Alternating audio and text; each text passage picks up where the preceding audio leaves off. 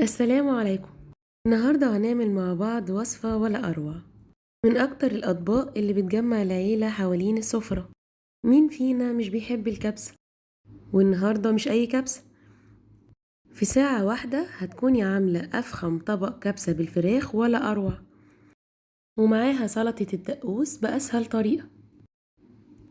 لو عجبتكم الطريقة ما تنسوش تعملوا اشتراك في القناة. يلا نبدأ في الوصفة. في حلة على النار هحط شوية زيت وبصلاية كبيرة مفرومة ناعم، ومعاها جزرتين كبار مفرومين واشوحهم كويس، وانزل عليهم بالفراخ والتوابل ملح وفلفل وبصل بودر وكاري وكركم وورق لورا وعود قرفة ولومي، واشوحهم كويس جدا مع بعض واغطيهم واسيبهم شوية. هنزل عليهم باربع حبات من الطماطم وهغطيهم شوية، وبعد كده هنزل عليهم بالمية المغلية واسيبها تستوي. ونروح نعمل سلطة الدقوس.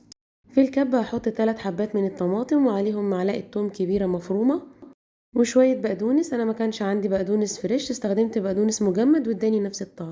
احط معاها ملح وفلفل وعصير ليمونة واضربهم كويس. هنا الفراخ عندي كانت استوت، هطلعهم في صينية عشان يتحمروا في الشواية.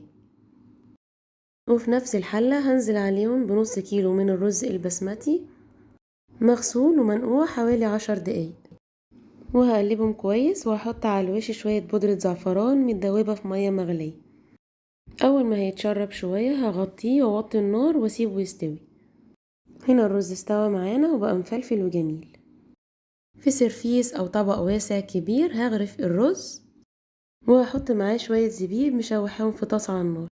دهنت الفراخ بشوية زيت وشوية بودرة زعفران ودخلتهم الشواية، وهتدينا اللون الجميل ده. وبس كده، يا رب الطريقة تكون عجبتك، وبألف هنا.